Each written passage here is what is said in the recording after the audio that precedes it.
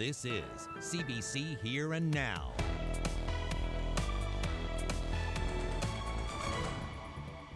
That man was taken to hospital where he was later deceased. The 23-year-old man is now with the Office of the Chief Medical Examiner. A violent confrontation in downtown St. John's last night leaves one man dead. It happened outside an emergency shelter. These shelters aren't providing any wraparound services at all. They're just providing what are oftentimes substandard, unsafe housing for individuals. A CBC investigation reveals a growing need and growing cost for these emergency shelters. Public safety will also be top of mind here at the Kenmount Terrace Community Center, where residents and the RNC police chief will talk about how to tackle crime in this area. Good evening and welcome to Here and Now. I'm Anthony Germain. We start tonight in St. John's, where a 23-year-old man is dead, the victim of a violent dispute in the downtown area. Police were called to Bond Street yesterday evening, where they found the man bleeding badly on the sidewalk. Here and Now's Mark Quinn is following the story as it's developing. Mark. Yes, yes, Anthony, this is where it happened here on Bond Street behind me. Police were called to this scene about 24 hours ago yesterday evening. They say it happened at a building not far from here. I should warn people that there are some graphic images in this story, and it may be disturbing to some people. This is how it looked yesterday as police scoured the area for evidence. Someone was badly injured. On the ground, something that appeared to be a gun. Police are confirming the injured man died, and they're calling his death suspicious. But they aren't saying much more as they wait for the results of an autopsy. The RNC does not believe that this was a random act of violence. Well, we believe that there was some acquaintance type of relationship. It happened near a privately run emergency shelter. But the manager of that facility says no one who lives at that home was involved. There was some incident in this alley, but next to the house, but none of the clients who stay here or people who are involved, there's no connection to this incident. CBC News also spoke with a resident of that shelter who was here before and after the incident. He wouldn't share his identity. He said 2 of 5 people who were in this alley before the incident were former residents of the shelter. The resident who spoke with CBC said he heard what he thought was a gunshot. Then he saw a man holding what he said looked like a firearm. Someone called the police. Now, police are still investigating, and while they do that, they aren't saying a lot about what happened here. They aren't saying what weapon was used, and they aren't saying if they have any suspects. Live in St. John's, I'm Mark Quinn for Here and Now. Well, as you heard Mark report, last night's tragic incident happened outside an emergency shelter, a place for people who really have nowhere else to turn. And before last night's violence, CBC and Radio-Canada were investigating these shelters and just how much the province has come to rely on them. And what we found was a growing need as well as spiraling costs. Here Now's Ryan Cook reports. When you're homeless and have nowhere to turn, there's a kind of safety net in Newfoundland and Labrador. Private, for-profit shelters. These shelters aren't providing any wraparound services at all. They're just providing what are oftentimes substandard, unsafe housing for individuals. Dan Meads works with a non-profit Transition Housing Association. He's been critical of the for-profit sector, saying it doesn't focus on the long term or do enough to help people escape homelessness. Shelter owners are obligated to give clients meals and a bed and nothing else. They make more money having those beds filled. And so there's no incentive for a for-profit shelter to help somebody leave the shelter. We pulled the numbers on these for-profit shelters. In the first half of last year, one person in St. John's stayed 203 straight days. That's at $140 a night. The most expensive stay was 93 days at $350 a night. With long stays and a high per diem, the budget for emergency housing exploded last year, and nobody made more than Leonard Fair. He took in $1.1 million, but he's not happy about it. Look, I don't mind making money. I love making money, okay? But I hate for the government wasting money. And right now, it's a waste of money. Fair runs 4 houses in St. John's. His revenue has quadrupled in the last 5 years. There's something important to understand about emergency shelters. They were always run by the Department of Advanced Education, Skills and Labor, until last year when it was moved to NL Housing. And what happened? The budget for emergency housing went over by 40%, costing $5.1 million in 9 months. Len Fair has his theories on why. Newfoundland and Labrador housing got caught with their pants down. They didn't know what they were doing, and they still don't know what they're doing. They should be following up. They're going around checking on shelters, fine, but they're not checking on the clients. Now, it's very important to make a distinction here. Yes, a tragedy did happen outside of an emergency shelter last night, but everyone that we spoke to for this story wanted to make it clear they don't want to vilify the people who stay in these shelters. They just want government to find a better way to help them. And we wanted to speak with Minister Lisa Dempster for this story, but she was unavailable for comment this week. We did speak with End Homelessness St. John's, who say they have a new 5-year plan coming out soon, which will address issues around emergency shelters. Ryan Cook, CBC News, St. John's.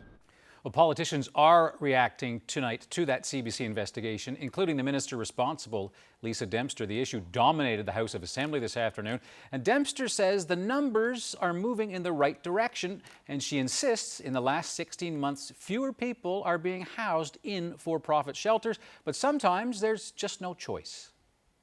We deal with very complex individuals, and there's certain nonprofit that refuse to take them just because they're not set up. You know, we're dealing with some very challenging issues here, and we are working across departments in this government. If this were a simple issue, we'd not be having this conversation today. It would have been fixed by now.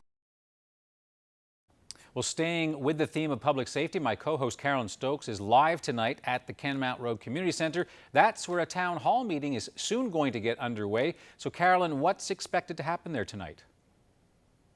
Well, Anthony, this meeting has been in the works for a while, and tonight area residents will have a chance to speak directly to the Royal Newfoundland Constabulary Chief of Police, Joe Boland. Now, this meeting, which gets underway at 7 o'clock, was organized by the area MHA, Sarah Studley, and she says that she's been speaking with lots of residents who have concerns about people breaking into their houses and breaking into their cars. So a lot of talk will be about that, but it will be about more than that, also about neighborhood safety, things like traffic concerns and noise levels. So the meeting does get underway at 7 o'clock, but before it gets underway, the chief will join me here and we'll go live and we'll talk about crime in the city and what the police are doing about it. Reporting live from Kenmount Terrace Community Centre, I'm Carolyn Stokes. It was a gray and rainy day for most of us across the island. The low pressure system that is affecting us is going to move offshore tonight and deepen as we head through the night. We do also have some colder air, a big pool of cold air to the west. Some of that air is going to make its way towards us, affecting the weather over the next couple of days. And because of that, that deepening low and that colder air is a recipe for some snow squalls. So we're looking at that risk overnight tonight along the west coast, along with some wind warnings, those strong winds for parts of the coastal Labrador and then northeast coast of the island as well, with gusts upwards of about 100 kilometers per hour. The next weather maker moves in as we head towards the end of the week. This could be the first significant snowfall for some of us, but I'll have all the details coming up. Police are investigating the sudden death of an inmate at Her Majesty's Penitentiary in St. John's. According to the Department of Justice and Public Safety, the 33-year-old man died earlier today. RNC officers were called to the prison shortly after noon. No other information about the man's death has been released. A 69-year-old woman died in a single vehicle crash on the Northern Peninsula. It happened Monday night at around 7:30 in Eddies Cove East. The Port Saunders RCMP responded. Police say the vehicle went off the road and landed in a ditch, and the woman wasn't wearing a seatbelt. She was taken to the White Bay Central Health Centre, where she was pronounced dead. Well, last week, 3 stowaways were removed from a ship in Argentia, and tonight, the whereabouts of those stowaways are still unknown, and the Canada Border Services Agency is leaning on the Privacy Act to keep that information secret. Ariana Kellen with more. It's the last weekend of October. Police and border agents take 3 foreign nationals from the U.S.-bound cargo ship BBC Cape. At the time, the CBSA say the stowaways were being brought to St. John's for processing. 1 week later, no one will say where these people are from, why they were here, or where they are now. The CBSA says the Privacy Act prevents it from revealing personal information. But in this case, the agency won't even reveal the group's nationalities. We do know they were taken to St. John's, where, quote, officers conduct an immigration examination, including considering whether detention is warranted. At this point, individuals undergo health checks to address any immediate health needs, as well as security screenings to ensure that they do not pose a security threat to Canada, including biographic and biometric checks, for example, fingerprinting. The agency is also not releasing the name of the ship or the name of the company operating it. However, an online marine tracker indicates the ship's home port is St. John's, Antigua and Barbuda, and it had traveled from Bilbao, Spain to Argentia. That Spanish port is known to be used by Albanian gangs to smuggle people. CBC News contacted the Albanian embassy in Ottawa to determine if the stowaways were indeed Albanian. The embassy all but confirmed it, saying it is in contact with national authorities in relation to the matter, but that no more information can be disclosed. According to the CBSA, the 3 people are entitled to a lawyer wherever they are. Ariana Kelland, CBC News, St. John's. An independent investigator has cleared a high-level member of Choices for Youth of allegations of misconduct. The nonprofit organization in St. John's, dedicated to helping young people, launched a review into allegations of harassment after an anonymous email was sent to news media in May. Now, that letter described allegations of bullying, sexual harassment, and abuse of power, among other things. Choices for Youth says a lawyer conducting a review of the allegations found they didn't happen. The lawyer wrote the allegation of sexual misconduct was, quote, completely unfounded and untrue. An environmental law charity is fighting to make sure that aquaculture is as safe as it can be for the ocean. Eco-Justice has taken its fight to court. The group argues an environmental assessment for the Indian Head Hatchery expansion project in Stephenville is incomplete. The government released the expansion project from environmental assessment in September of last year. We think the minister was legally required to do the assessment, so it's not an option. But secondly, I think that it's just how they've been doing it, and I don't think it's effective, and I don't think it's a safe way to proceed. And environmental assessment should be conducted in any major project, including these in aquaculture. Northern Harvest, owned by Moe, plans to expand salmon smolt production by 2.2 million fish. And those smolt will go into existing salmon pens on the province's south coast. But those pens were not subject to an environmental assessment. And that is the same company which recently experienced a massive salmon kill and lost 2.6 million fish. Those pens have never been environmentally assessed, and it's time that they were. But secondly, when you introduce 2.2 million fish into the environment, that needs to be assessed as well. It's a major change to the environment, and the impacts of that volume of fish every year can make a big difference and can cause big problems. Well, meanwhile, the province's Aquaculture Association has said that in the past, the environmental assessment on the hatchery in Stephenville is the only new part of the project, and that the existing salmon pens don't need to undergo more environmental scrutiny. What we're seeing is the impacts of historical trauma. It is still present in the communities today. We're in place so that kids don't fall through the cracks. In the wake of a community crisis, this center is open to teens 24/7. More on building support in Sheshatshiu ahead on Here and Now.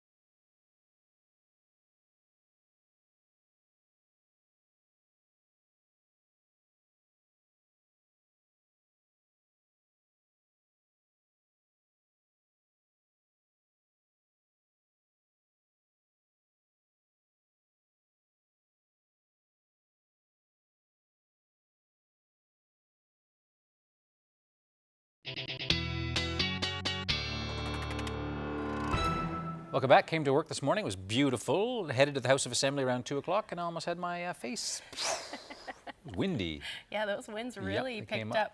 They picked up essentially across the board today. Strong winds and warmish temperatures. Yeah, and it's warmed up a lot, right? It has. It's warmed up. If we take a look at what the temperatures are right now, we're seeing those warmer temperatures move in along the west coast, or rather on the east coast. So St. John's just bumped up 2 degrees in the last half hour. We're sitting at 11 degrees. That actually should be the high for today. Those temperatures were much warmer along the west coast, but we're starting to see that onshore flow and that dip in temperature. So 5 degrees right now for Corner Brook, and we saw some showers move through, and they're going to continue to do so over the next couple of hours. Those skies will clear, though, tonight for most of eastern Newfoundland. But along the west coast, if we zoom in a little bit, you can already start to see, we're starting to see that onshore flow. And because of that and those cooler temperatures that I mentioned, we are looking at the risk of some squalls developing overnight tonight, some snow, or this evening rather, and then continuing through the overnight tonight from Bay St. George all the way up through to the Straits along the west coast. Now, talk about what recipe of sorts for snow squall development, and 3 things actually have to happen and fall into place in order for those snow squalls to develop. First of all, we need that cold, dry air to move over open water. And that open water needs to be 13-degree temperature difference between that and about 1.5 kilometers up in the atmosphere. And then the other thing that has to happen is we need to have the winds aligned essentially at the surface and then up where that temperature difference is 13 degrees. So what happens is the moisture is picked up from that open water, and then it cools and condenses. We get that cloud cover, and all of that moisture falls in the form of snow further inland. So with some of these, we are actually, or sometimes we see the uplift over the terrain that actually enhances that potential for snow squalls. So as we head through the night tonight, the models are actually doing a really good job at picking up those snow squalls. We could see upwards of about 15 centimeters in some of these. They're going to continue through the overnight tonight, reaching as far as potentially central. Now, we're not likely going to see any accumulation through central, but you could see some of these squalls make it that way, as well as the Bay Verte Peninsula. You could see a few squalls overnight tonight, at least a few flurries. And then up through Labrador, we're looking at the cooler temperatures continuing. So 1 degree for Nain, and then you're looking at the potential for some snow as well, all the way down through to about Rigolet through the night tonight. Heavy at times, potentially. Happy Valley, Goose Bay, you're going to see your temperature dip down to -6, so the showers that are happening should change over to snow tonight.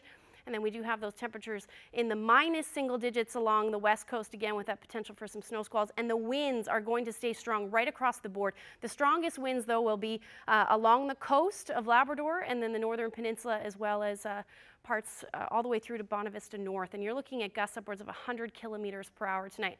Now, tomorrow, weather-wise, not a whole lot happening for most of the island. We will notice a drop in temperatures, though, through the day, with that risk of snow squalls eventually tapering to flurries through the day. But then the next weather maker moves into the south. We'll talk about that in a little bit, but that moves in overnight. We could see some snow developing with that as well. And then up through Labrador, we are going to stick with that snow heavy at times through the day tomorrow. Anywhere along the coast, well, around Makkovik really, we could see upwards of about 20, maybe even 30 centimeters of snow further inland and in those higher elevations. So here's a look at your temperatures just quickly. Much cooler, but those winds will stick around again with mixes of sun and cloud. Slight chance we could see a few flurries towards Grand Falls, Windsor, up through Twillingate as well, thanks to those onshore flurries. And then temperatures sitting in the single digits. So 2 degrees for Corner Brook, up through St. Anthony, -1. Similar temperatures up through Cartwright as well. And again, going to see that snow for most of you along the coast. Those northwesterlies sticking around 50 to 70 kilometers per hour. And Lab City, you're sitting around -5. So that's a look at the forecast for now. We do have that next system moving in. I'll have more details on that coming up.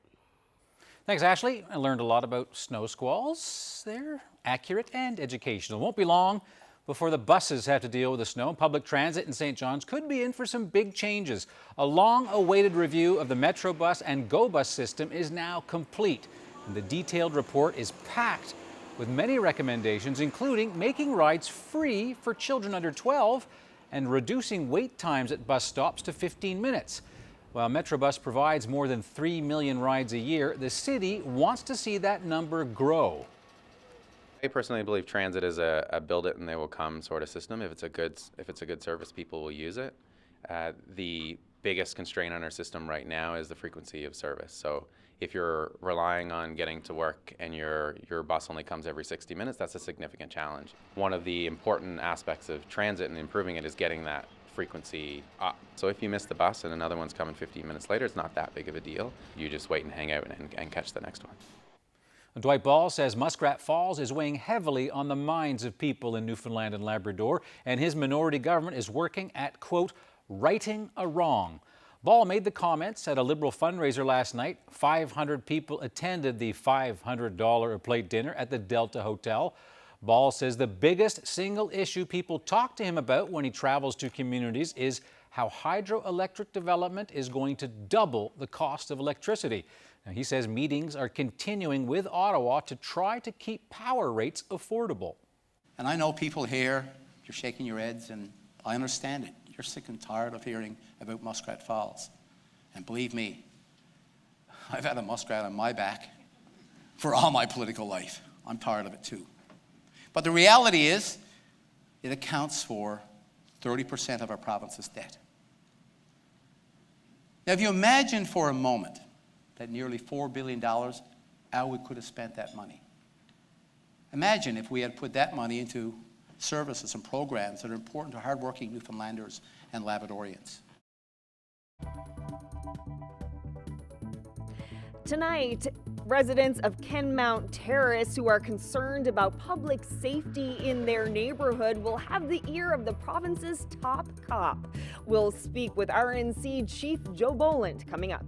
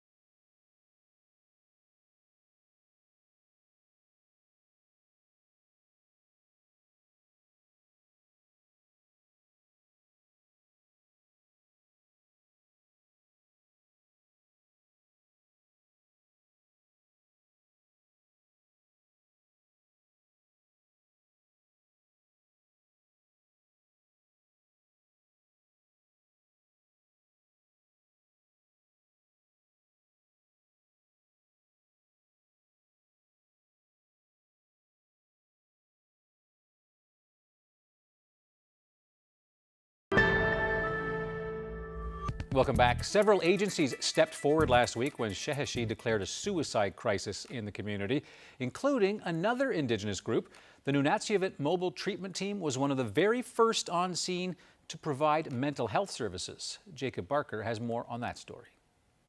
The need is clear.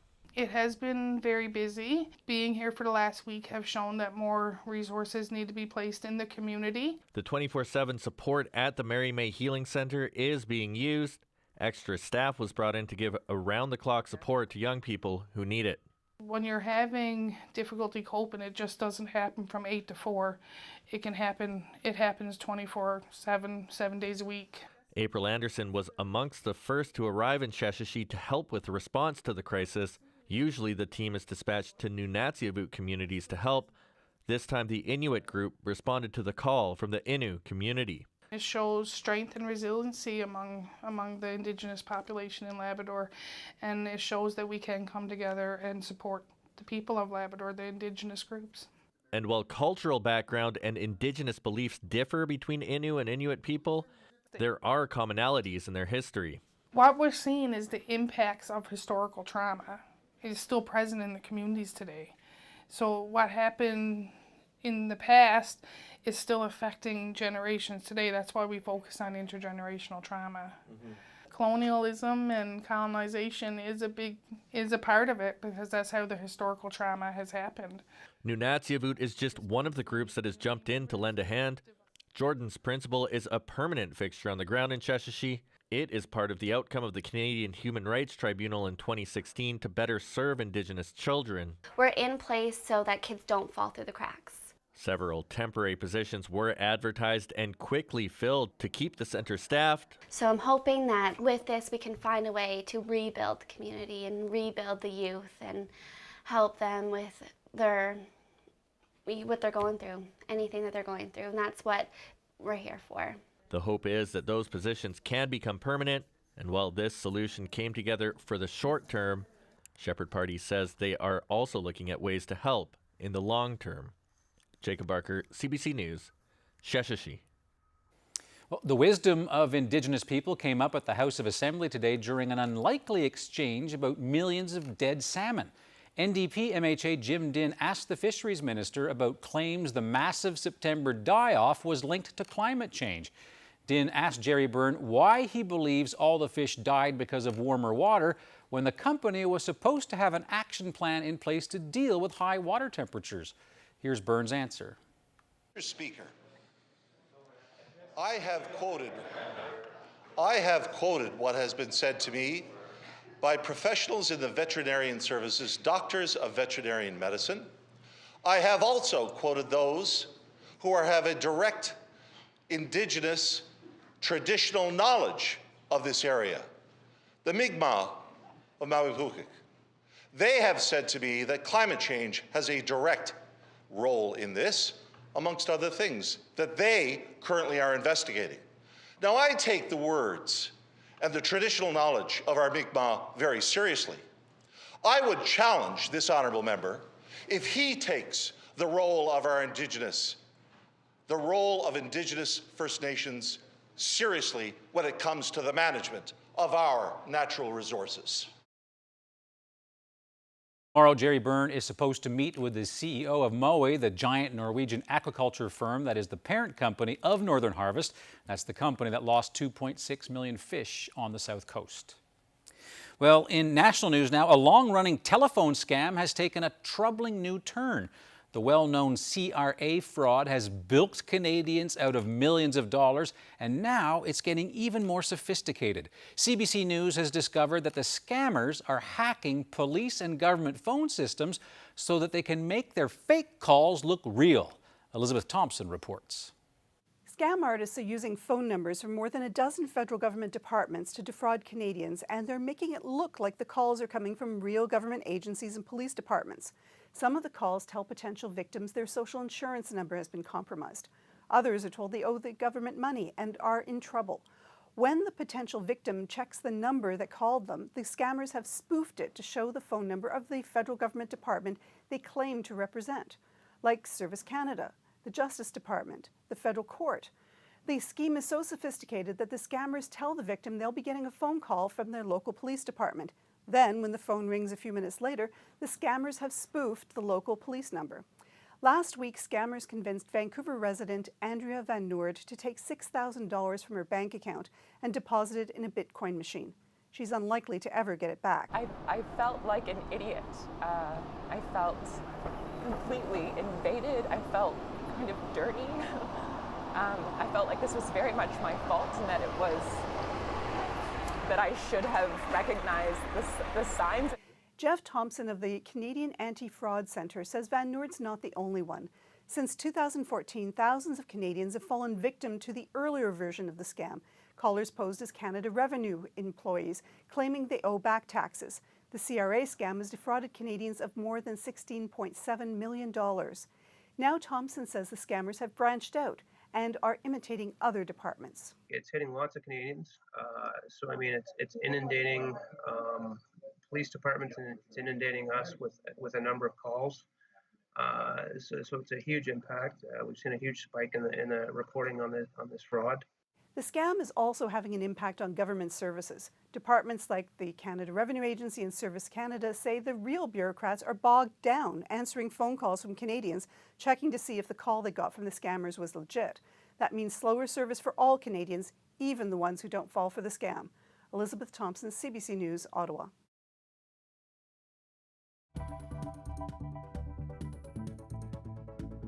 Well, RNC Police Chief Joe Boland has arrived here at the Kenmount Terrace Community Centre. Coming up, he'll speak with residents about their concerns around public safety, and we'll have a chat with him as well about crime in the city.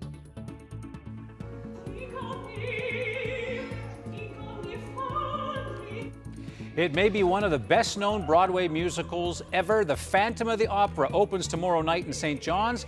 We'll take you to the dress rehearsal for Phantom, Opera on the Avalon's latest production.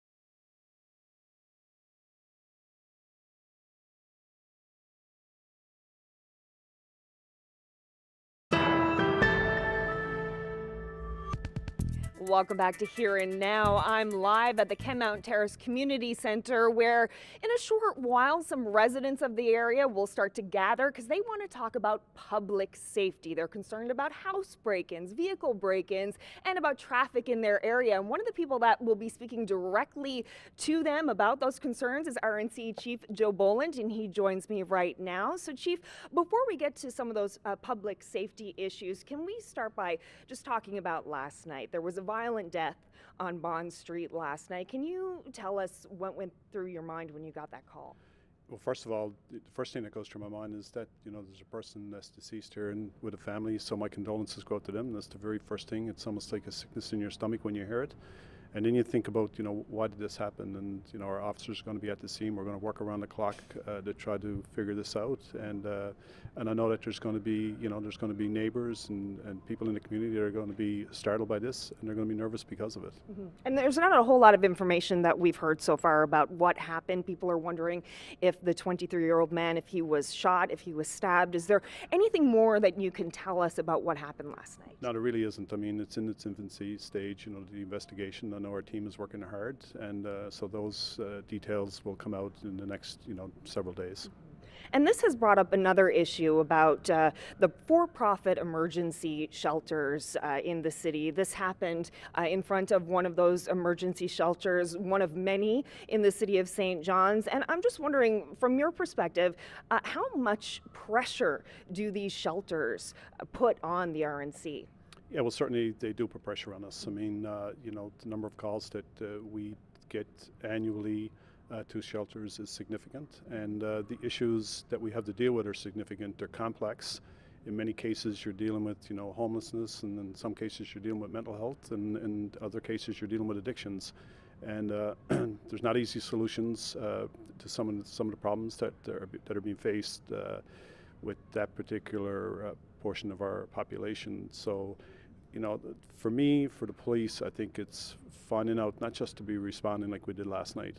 So, when something has happened, is how do we work with health and community services, and how do we work with other partners within our community so that we can find solutions.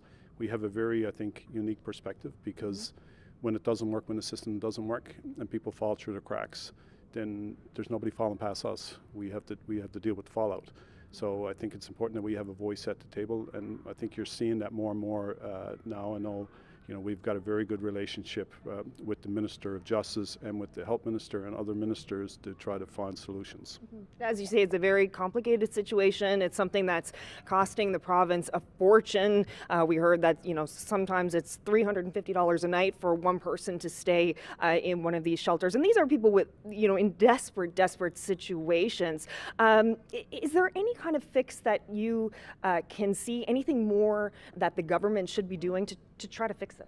Anytime I get a chance to speak to, whether it's the Justice Minister, the Health Minister, or other government officials, or community representatives, the City of St. John's, their representatives, this is a community issue, and it's going to take a collaborative approach, and it's going to be on all of us, and I'd even say the media for that matter. Mm-hmm. This is our community, and we have a very kind and caring community. We're known for that.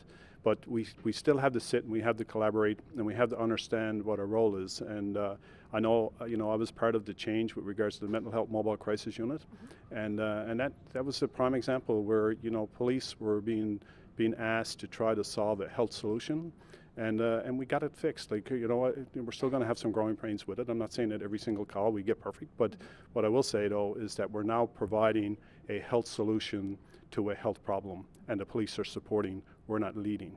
Okay, so you're here for this public meeting tonight, going to meet face-to-face with the residents of Kenmount Terrace. Why did you want to be here in person? Yeah, so this is not the first time I've done this, and MHA Studley asked me to come out. It's important, first of all. It's not every day that they get to go face-to-face with the chief and ask. I'm sure I'll get difficult questions tonight. But also what I'll do is I'll learn tonight. I'll learn a little bit more about our community, about the concerns that the people in Kenmount Terrace, their concerns. And when I sit at tables with my people and we're strategic planning and we're looking for solutions, then this will form part of those discussions. What kind of difficult questions do you think you'll get? Well, I know one I'll get is about traffic. I mean, that's as universal. Every town hall that I go to, that'll be a big discussion here tonight. Property crimes will be, the fear of drugs and alcohol and mental health, and these are all real concerns in our community. They're complex. We'd all like to have more to be able to deal with it. That's perhaps not the reality of our economic situation in the province. So even though we still got to work hard, I think we had to work smarter and work together. Okay, well, Chief Joe Boland, thank you so much for coming a little bit early and speaking with me. The meeting does get underway at 7 o'clock, so we should start to see people showing up soon, Anthony. All right, Karen, thank you very much. That's Karen Stokes live in Kenmount Terrace. You heard Chief Boland say he gets lots of questions about cars and traffic. Well, so it's the same case in BC. A national news video showing a rogue driverless car in British Columbia is raising a lot of questions about safety. Now, this video was recorded in a Richmond, BC parking lot, and it shows a Tesla driving itself on the wrong side of the road. The owner apparently used a new feature that summons the car automatically using a mobile app. Well, authorities in the province say it's illegal to operate a car without a driver. No kidding. The Chinese government confirms that it has resumed imports of Canadian pork and beef after blocking shipments since last June. Chinese authorities say they are lifting the ban because Canada remedied a problem it had with falsified export certificates. They say they are resuming the imports in the hope that Canada will meet its responsibility for food safety supervision. They did not mention their own increasing reliance on pork imports amid the devastation of the Chinese hog industry due to African swine fever. A halt in imports of Canadian canola seeds remains unchanged. To arts now, here at home, the Phantom of the Opera debuts tomorrow night in St. John's. It's staged by Opera on the Avalon at the Arts and Culture Centre with shows that are going to run right through the weekend. And today we dropped by a dress rehearsal. I think the music is so beautiful. The characters are, they're really interesting characters. But mostly, when you sit in the audience, everyone knows all of these tunes, right? So I think the costumes, the set, the lighting, it is a spectacular. And you don't often see musicals like this done anymore, mostly because they're so expensive, they're difficult to do. It requires a huge cast, a huge crew, a huge orchestra. And that's another exciting thing, that the orchestra for Phantom is the original orchestration. So this will sound just like you've heard on Broadway or anywhere else. So we're really excited to bring it to St. John's for the first time. There's iconic music, the boat, the chandelier. So, for our company, it's a great way to celebrate our 10th anniversary. When you want to have a party, you want to do something like Phantom of the Opera. We want to showcase the best of this province as well as the best of artists from around Canada and beyond. So I think for us it's an exhilarating, exciting time. We're so happy when we can showcase the best of this province, and that's what I think Phantom of the Opera does. I hope that at the end of the day they leave the theatre after 2.5 hours thinking, wow, what an amazing, amazing show. And sometimes it's just great. Everyone has difficult lives, and it's really nice to be transported out of your own life to the magic and the beauty of theatre.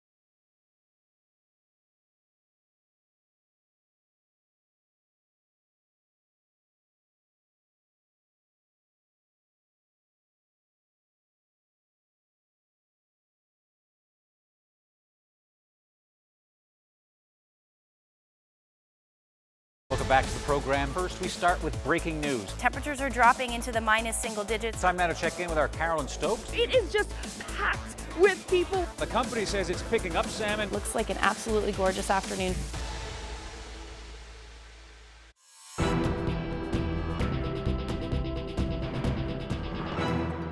Some breaking news at this hour. Police are telling the public to be on the lookout for Tim Hackett. He is an inmate who escaped from the West Coast Correctional Centre. He's described as being 5'10" and about 180 pounds, wearing dark clothing. Hackett is considered dangerous, and police say if you see him, do not approach him. And if you do spot him, the public is being asked to contact the police right away. And of course, you can get the very latest on this developing story on our website, cbc.ca/NL.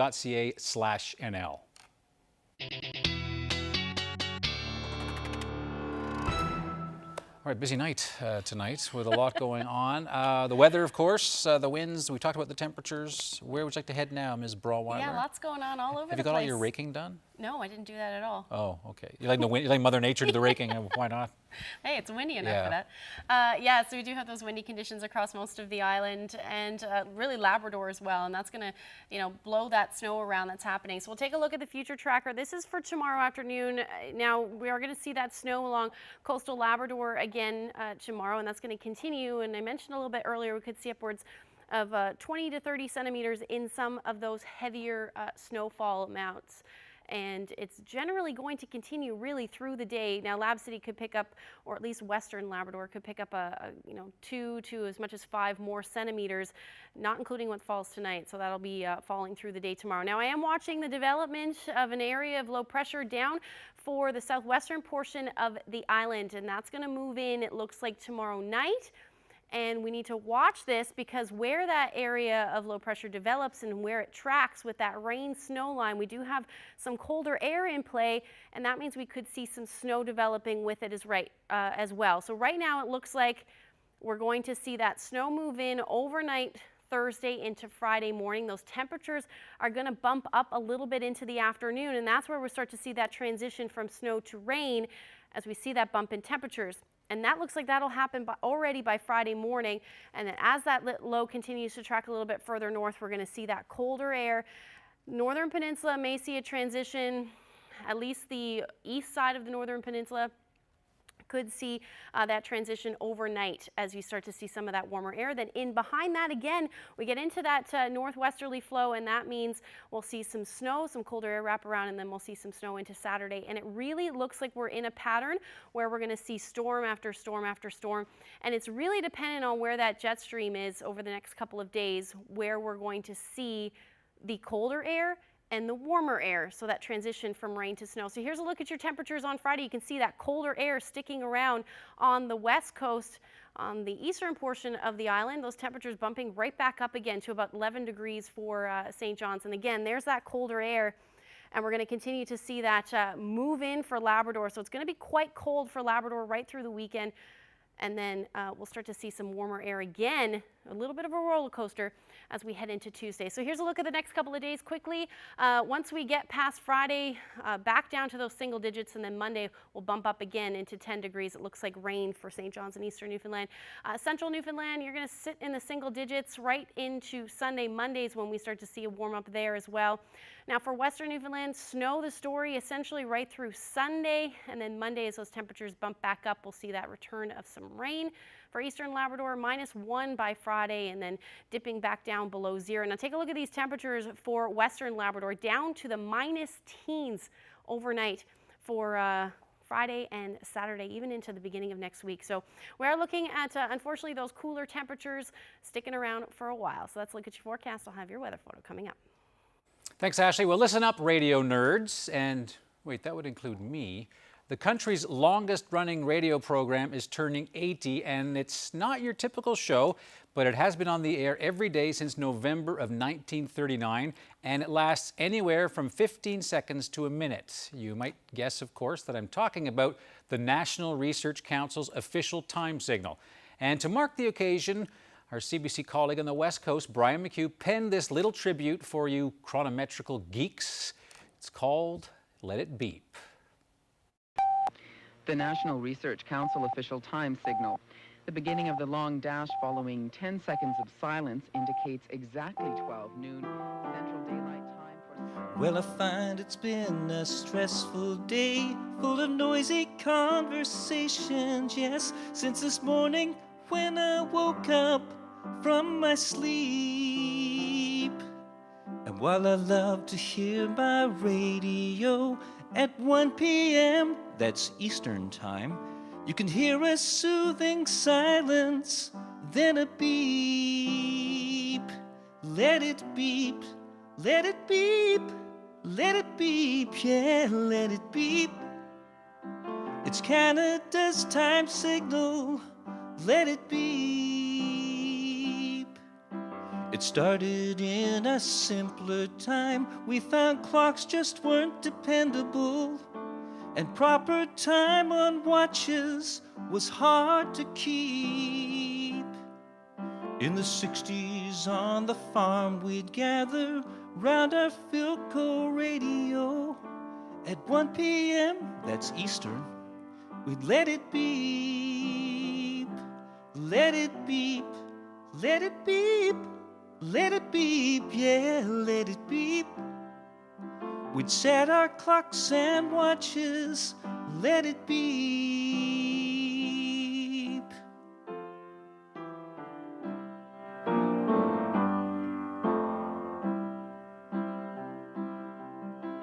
Times have changed in modern days. Our cell phones give us perfect time, just like the dashboard digits in my Jeep. But it takes me back to simpler ways. On the radio, it soothes my soul. In the driver's seat, I crank it. Let it beep. Let it beep. Let it beep. Let it beep. Yeah, let it beep. First you hear the silence, then the beep. Let it beep. Let it beep. Let it beep, yeah, let it beep. It's the voice of perfect timing. Let it beep.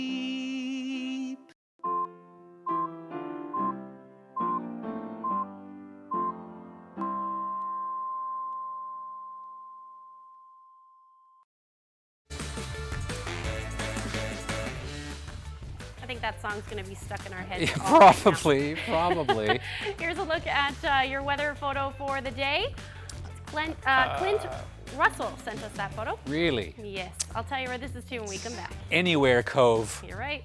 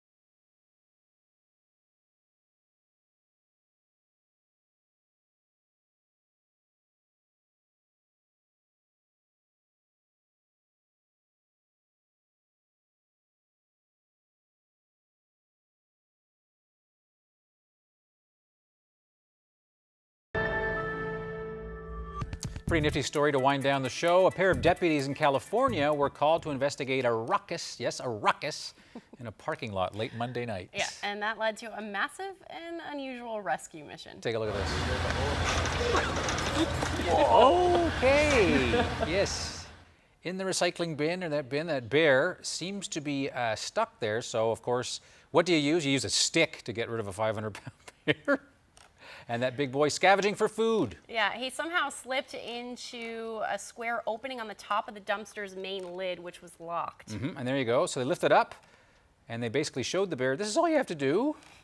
Apparently the sheriff's office says the bear is known to locals as T-shirt because he's got a white marking on his chest, which I think you might see there. He's probably going to conceal it as he makes the jump.